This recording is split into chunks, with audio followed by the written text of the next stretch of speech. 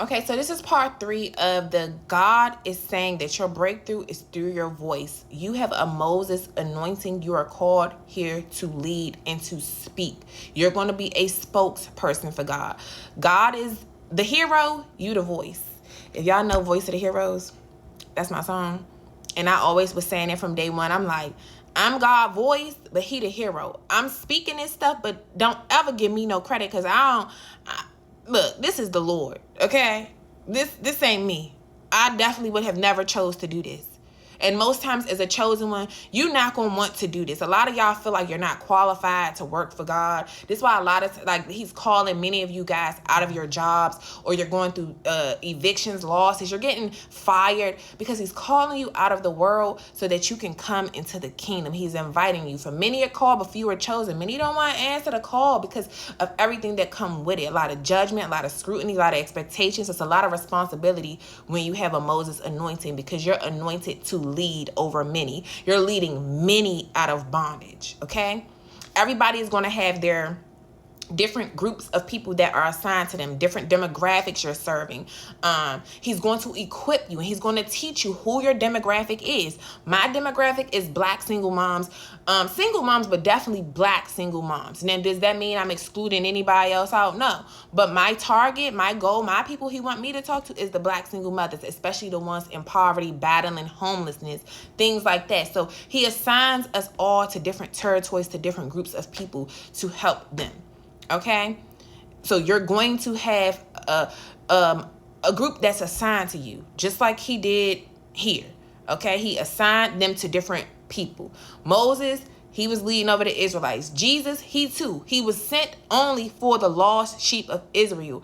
Paul was called for all the rest of the people who was not true Hebrews. Okay, he was called for the rest. Everybody has a group that they're called to. God ain't leaving nobody out, but he has different people that's called to serve different groups of people for a reason, because you can relate, or those people can relate more to you. They're more likely and inclined to listen to you because you're more relatable to them. And this is why he's telling you to use your voice to speak up, tell your story, share your story. Many of you guys, he's calling you to get on social media or even locally within your communities to start initiatives, start causes, start nonprofits, start ministries, start businesses geared to helping the people, helping his people, freeing them from one of their problems that they're battling. And a lot of times it's internal suffering. They're crying out to the Lord, like we discussed in Exodus, where we coming from with the Moses anointing. If y'all have not watched part 1 and part 2, go watch part 1 and part 2, because I'm not going back to read everything. But just like he did with them. Okay, I forgot what I was about to say. I hate when I do that. So quickly, it just slipped. But he's calling you to free a group of people. That's what it was. He heard the Israelites. God heard the Israelites crying out in slavery from the harsh treatment they were going through. Just like many of you going through harsh treatment in the toxic relationships. You were crying. God saw you crying, sliding down the wall, mad, angry. He saw you getting hit on, beat on. He heard the cries. This is why don't ever be too big and bad to cry. Them cries, the cries of the children of God is loud. Cries get his attention like no other, just like cries get our attention as parents. Our kids, when they crying, it brings a certain type of attention. We jump. When we hear a certain type of scream from them, it draws us near to them because something is wrong. God is the same way. When you crying, something wrong. He don't like when nobody wrong his kids. He don't like it. Okay? But a lot of times, too, he done gave you warning after warning. He done give you, telling you time and time again to get away from people, to leave people alone. He keep allowing them to hurt you like this because he's showing you who they are. You refuse to believe it. So he'll allow them to keep on hurting you until you finally take the initiative to go, to bounce, to dip, and trust in him. And once he gets you out, he's sending you back to help the other ones that went through it, because it's many of y'all in the same situation. Many of us have endured the same type of domestic violence relationships, the same type of domestic toxic family systems. He's calling you out so you can go help others, okay? Your other people that's like you, that understand you. Because a lot of times you don't feel understood in your families because you're different from them. You are the scapegoat. You're the black sheep. You're the one that is set apart. You're the one that's different. You're the one that's blamed for everything, all the family problems. So you like, you move away. You go away. God separates you. They push you out and reject you anyway. So God say, come in, let me take you in and let me train you up. Let me train you up. This is why that little post, and I'm gonna do a whole nother teaching on the sheep and the goat. Because these Christians, y'all swear something wrong with being a goat. We're gonna talk about that. This why that saying going around, what they be saying? Like the black sheep end up becoming a goat, because goats are leaders. Goats are self-sufficient. They depend on source, they depend on God, but they leaders. They know how to break free from the rest and go do their own thing. That's what many black sheep do. That's what we do. We break away from the pack. We that lone wolf that break away from the pack, go on a path by ourselves, become loners in life, and do our own thing in the world, build our own families. We start some new stuff. We break away from the tree we came from and go plant our roots somewhere else and start our own trees and own systems, own traditions. That's what this season is about. You're a leader. You're a leader. You're not a follower like the sheep. You don't need constant shepherding over like the sheep besides God. That is your shepherd. He is the one leading you. But you don't need man-made people like mankind. How about I say it? You don't need mankind showing you everything to do. Okay? Or at least that's the point that God is about to get you to, because you're the leader.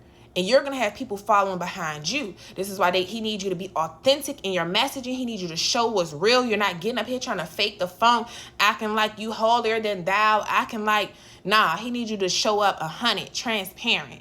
Okay? Because other people are going to connect to your story. Tell the truth about what you've been through, your experiences. Don't be worried about feeling embarrassed or ashamed because you was homeless or are homeless, or because you went through this toxic relationship, or because you had this many kids, this many baby daddies, baby. It's many that can relate to you.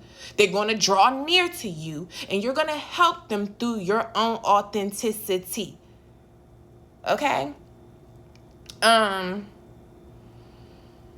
So, God hears what's going on.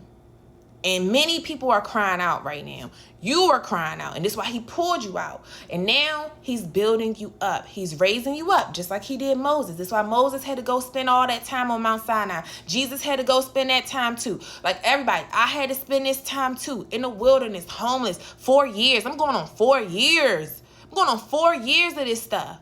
4 years. But it's because God had to raise me up. All this stuff I never knew that prior to this. But I had to go through this wilderness. I had to go through loss after loss, affliction after affliction, just to get here. Just to get here. The road ain't easy getting here. And it still ain't even done. Okay? But this is what you're going to go through. And in the beginning, like I was like that too. I did not know what to do. Did not know what to say. Did not know how to read the Bible. I started off with a children's Bible. When he first sent me away to Texas and sent me into the wilderness, I ain't know Bible. I had this one right here, the KJV one. I had this, but I had just ordered it before I left. I never had opened it. But I also had my children's Bible that I had just bought for my kids. And I started reading that one first. Because this stuff was foreign. I didn't, you couldn't pay me to read this.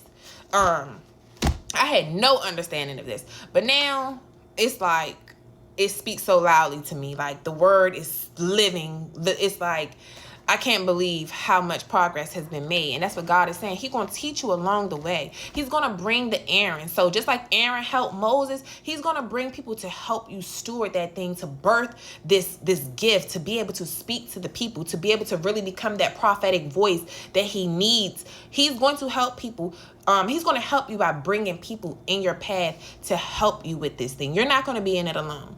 Okay, he got you. He's going to put people in your path. So when you come across certain videos on YouTube and all of these different places, it's not by coincidence. It's not luck. It's divine orchestration. He is setting you up with the right people so that they can help you articulate, help you learn it. Okay, and just through your own experience, you're going to grow within it. That's why it's important to spend time, being intentional with spending time with God so he can reveal to you your gifts and strengthen them, make them stronger. All right.